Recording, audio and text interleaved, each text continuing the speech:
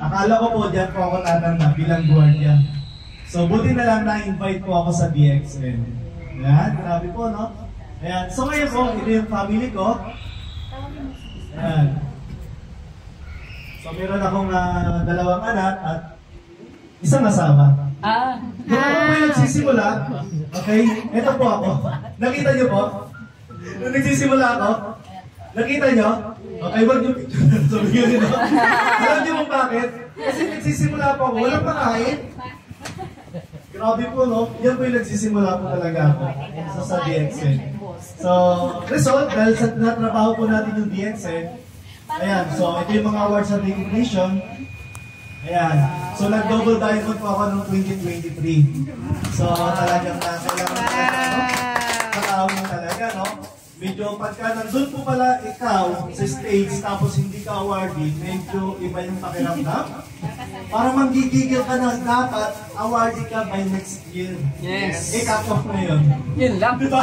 September na po ngayon, cut off ng awarding, diba? Sa mga Star Diamond. Okay?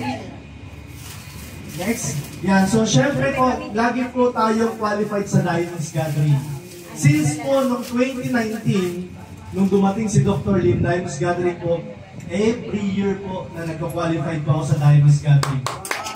Grabe po yung treatment ng DXN.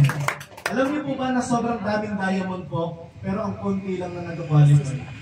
So, dapat po mag-qualified po tayo kasi iba yung treatment na binibigay po ng DXN. Yes. Ayan, si Ma'am Myra, laging kasama po yan si Ma'am Myra.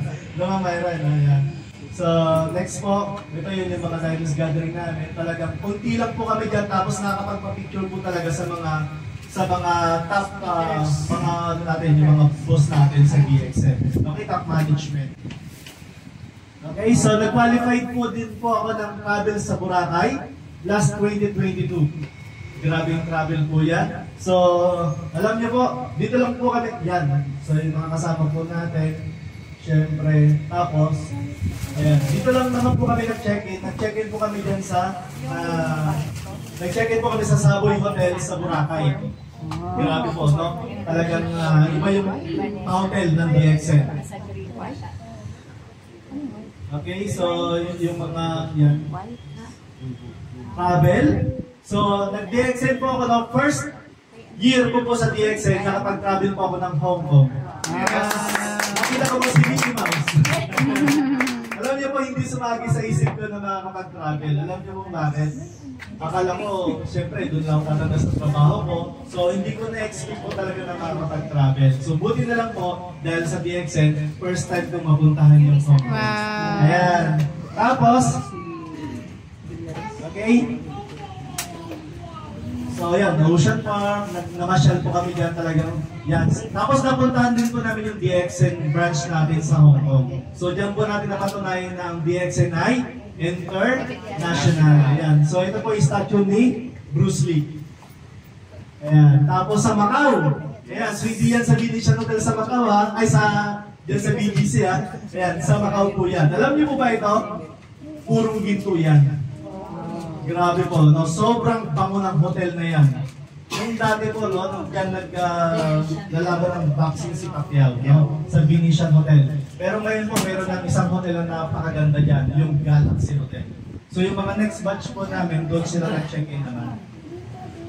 Okay, so syempre, nagkumain kami dyan doon sa pinakang tallest body dyan, doon sa Macau.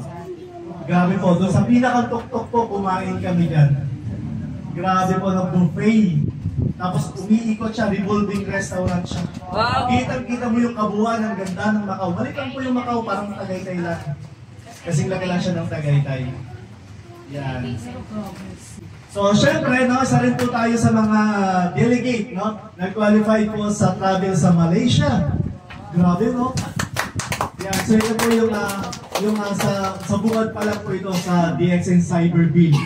Grabe po, talagang hindi ko po ma-express yung yung saya, no?